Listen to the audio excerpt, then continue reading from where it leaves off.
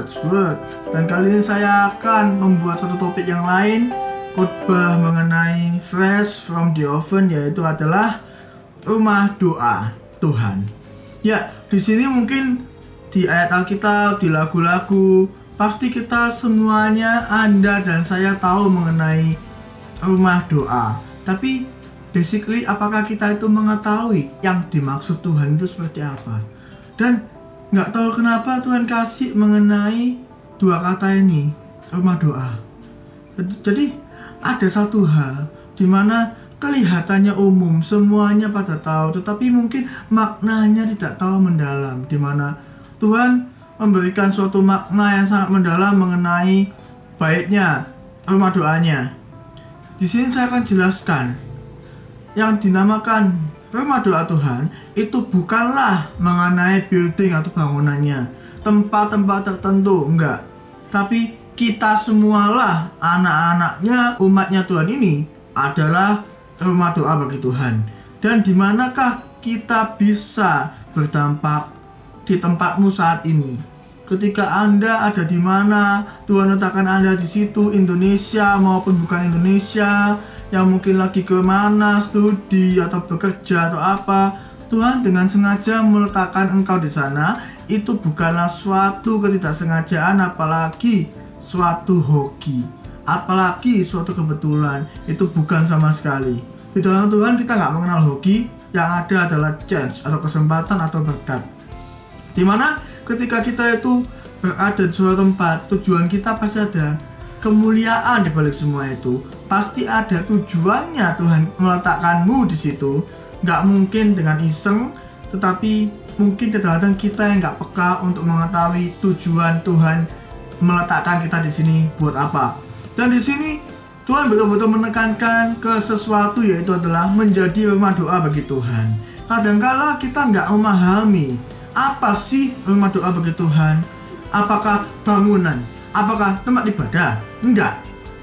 Jadi kadang-kadang kita itu sibuk dengan dunia kita sibuk dengan apapun yang kita impi-impikan, ambisi-ambisi kita, tanpa kita tahu bahwa sesungguhnya kitalah rumah doa itu, kitalah bait suci itu. Tuhan sudah betul-betul fokus ke hidup kita masing-masing, dimana ya jika engkau nggak bangun hubungan dengan Tuhan, gimana hidupmu bisa dipakai dengan Tuhan? Itu sangat hal-hal yang cukup mustahil ya. Bahkan ketika Tuhan pengen pakai hidupmu, kalau engkau nggak pengen dipakai hidupmu, Tuhan nggak bisa pakai. Jadi dibutuhkan sesuatu kemauan, niat, atau kesengajaan untuk kita itu mau menjadi rumah doa Tuhan. Seperti apa sih? Kadang-kadang kita bingung, seperti apa? Bagaimana? Nggak susah kok. Rumah Tuhan itu adalah mengenai doa syafaat. Ya, doa untuk kepentingan yang bukan kepentinganmu.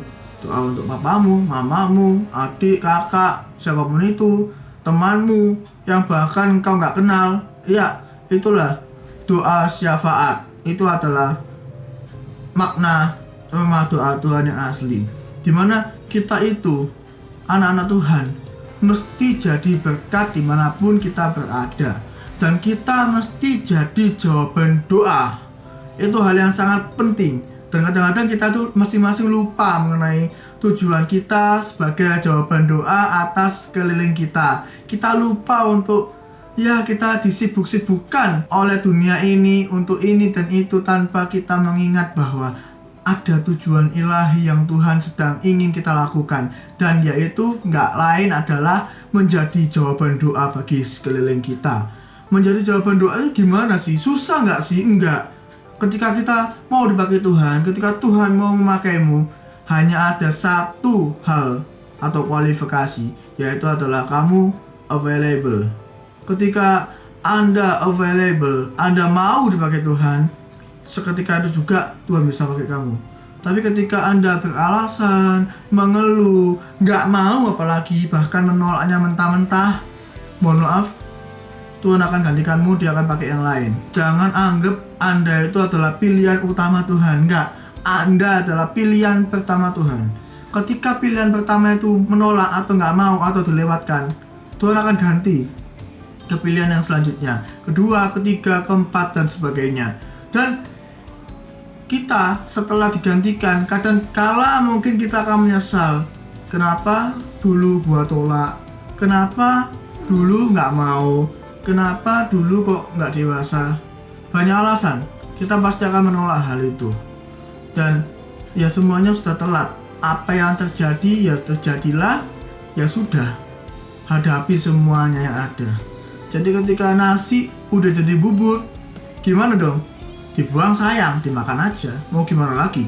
Penyesalan datanya belakangan. Jadi di sini kita langsung aja buka yuk ayatnya. Ya, kita akan buka di Markus 11 ayat yang ke-17. Saya akan bacakan dan mungkin Anda bisa baca lengkap pasal 11 ini, atau mungkin satu judul, yaitu adalah Yesus menyucikan bait Allah. Kita akan langsung lompat ke ayat yang 17. Lalu ia mengajar mereka, katanya, bukankah ada tertulis, rumahku akan disebut rumah doa bagi segala bangsa. Tetapi kamu ini telah menjadikannya sarang penyamun. Kadang-kadang kondisi kita kacau. Kacau dalam hal fisik dan juga non-fisik. Jiwa kita kacau. Dimana ketika kita itu bukan menjadikan tubuh kita, bait Allah ini, sebagai kemuliaannya Tuhan, tetapi malah mengacaukannya dalam segala hal. Perbuatan zina, sesuatu yang gak membangun, bahkan sesuatu yang gak sopan pada tubuh kita. Seperti kita itu gak menjaga kesucian bait Allah. Dan di sini jelas-jelas bahwa rumah Tuhan akan menjadi tempat bagi bangsa-bangsa. Jadi rumah doa itu sangat penting. Apa yang saya alami adalah ketika saya berdoa syafaat bagi yang lain, teman-teman, siapa yang gak kenal, itu entah kenapa lebih ngefek. Doa syafaat itu memiliki kondisi yang seperti ini. Misal Tuhan itu adalah si A, Anda adalah si B. Nah, kadangkala kalau misalnya Anda si B ngomong sama Tuhan itu nggak connect, kita butuh si C. Kenapa? Si C hubungannya lebih dekat dengan Tuhan, sehingga dia bisa mengkonekkan apa yang Anda masalahkan, apa yang Tuhan mungkin nggak jawab. Dan ketika kita bisa untuk mengkonekkan hal itu, disitulah kita menjadi jawaban doa. Bukan Anda jadi Tuhan loh ya, beda. Ketika Anda jadi Tuhan, misal begini, dia ada masalah apa gitu, kemudian Anda yang selesaiin, itu Anda sebagai Tuhan. Anda menjadi Tuhan dalam hidupnya. Tapi kalau Anda berdoa syafaat, itu sangat beda sekali. Dimana Anda berdoa demi teman Anda itu, supaya Tuhan yang menjawabnya. Jadi basically dalam kehidupan, dalam tingkah laku, dalam pergaulan, mungkin Anda gak akan ada andil sedikit pun. Tetapi biarkanlah Tuhan yang menyelesaikan masalahnya. Dan di sini sangat penting. Kenapa? Tidak semua manusia memiliki kedekatan yang sama dengan Tuhan. Beda-beda. Kita sama sahabat kita aja beda-beda kok. Apalagi kita sama Tuhan, gak sama. Maka jangan ada jealous ketika yang lain kok doa dia kok dijawab, aku enggak. Bukan masalah apa, dia lebih dekat ke Tuhan dibandingkan kamu. Solusinya gimana? Mendekatlah ke Tuhan, bukan semakin jauh. Semakin jauh dengan gimana? Anda bilang Tuhan gak adil, Anda bilang Tuhan pilih kasih. Enggak loh. Ya siapa dekat dia akan lebih dahulu. Bukan masalah pilih kasih. Seperti hubungan, misal Anda adalah ayah atau ibu memiliki 3 anak. Anak 1, 2, dan 3. Anak 1 biasa, anak 3 biasa, anak yang kedua dekat dengan Anda. Apapun yang dia minta, kemungkinan pasti akan diutamakan lebih dahulu. Soalnya apa? Lebih dekat. Dan anak yang paling jauh mungkin akan dikabulkan, mungkin akan enggak. Dan sekalipun iya, itu pasti akan paling telat dibandingkan anak yang lebih dekat lagi. Jadi betul-betul kadang-kadang Tuhan itu seperti manusia. Kita aja loh dibentuk loh gambarnya sesuai dengan Tuhan. Masa kita itu bisa kayak menjadi Tuhan? Enggak gitu loh. Jadi kayak Tuhan itu ngasih semacam contoh sehingga kita meneladani contoh Tuhan itu dalam Yesus, dan kita bisa untuk menjadi jawaban doa bagi yang lain.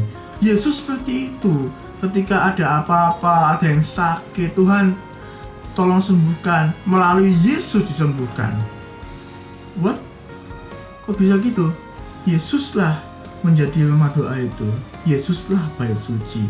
Jadi ketika banyak yang salah mengerti ketika aku akan membangun bait suci ulang, itu bukan mengenai bait suci building atau bangunan, tetapi adalah tubuh Yesus yang bangkit kembali. Jadi banyak yang ketawa, banyak yang salah mengerti, nggak memahami, banyak yang menganggap Yesus itu menghina tempat ibadah. Enggak loh, tapi salah persepsi.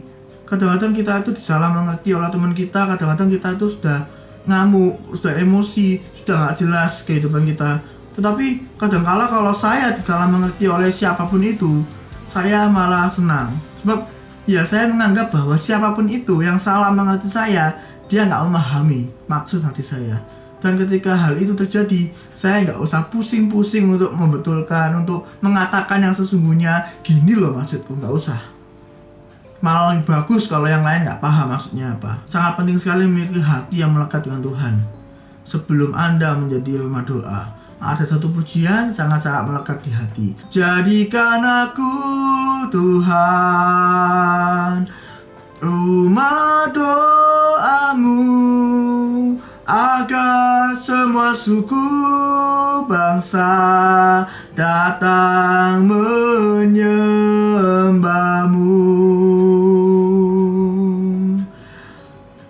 agar semua suku bangsa datang menyembahmu. Ya, fungsinya apa? Ujung-ujungnya apa? Dikembalikan supaya semua suku bangsa menyembah Tuhan Yesus. Bukan dia malah menyembahmu sebagai Tuhan, enggak. Tapi kita di sini sebagai alat Tuhan yang pakai.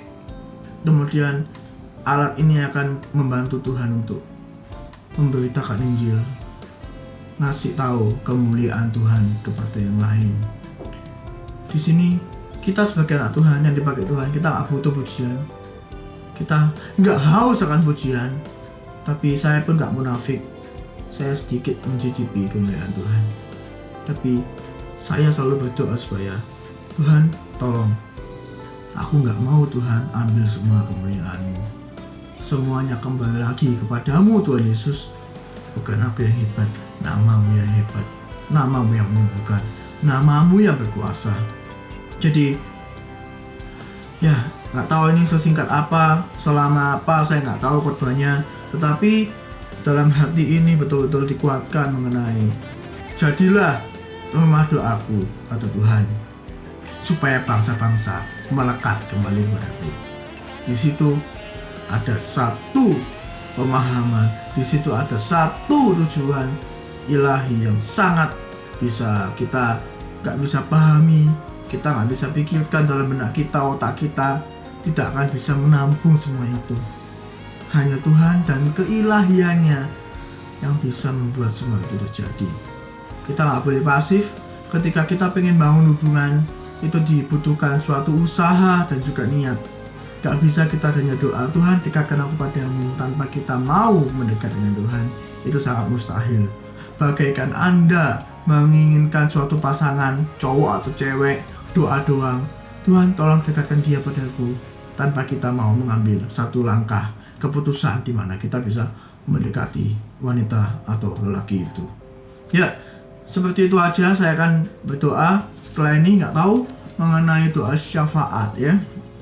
Saya akan berdoa mengenai satu hal, nggak tahu kenapa saya ngeflow aja. Ya, kita doa yuk. Ya Tuhan Yesus, hamba berdoa Tuhan Yesus, hamba minta Tuhan Yesus, jadikanlah Tuhan kami rumah doamu, supaya Tuhan bangsa-bangsa kembali kepadamu.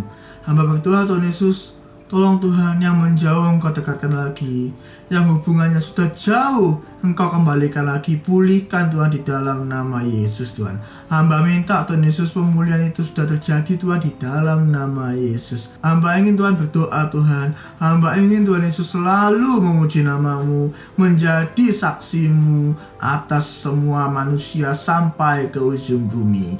Hamba berdoa Tuhan Yesus saat ini Tuhan, kasih suatu hikmat Tuhan. Hamba berdoa Tuhan Yesus saat ini, hamba berdoa Tuhan, hamba minta Tuhan Yesus kasih-Mu semakin tumbuh pada kami Tuhan di dalam nama Yesus.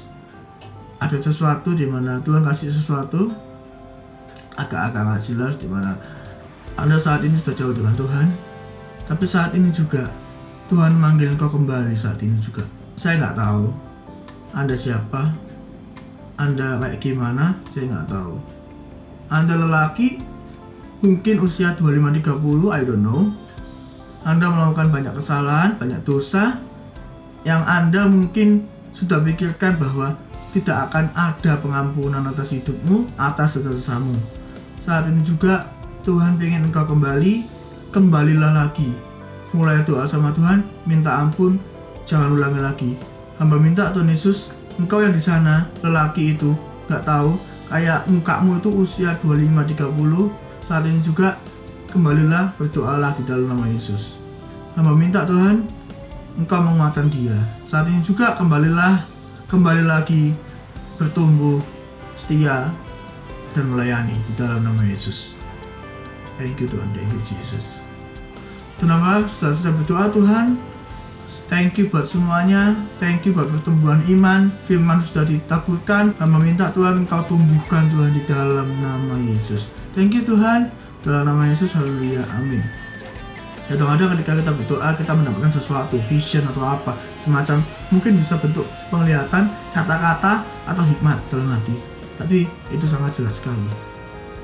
Jadi ya, ketika kita jadi rumah doa, itu memiliki suatu efek ke sebelah-sebelahmu, ke samping-sampingmu, ke tetangga-tetanggamu, di mana tetangga-tetanggamu sekelilingmu itu bisa mengetahui bahwa ada kemuliaan Tuhan.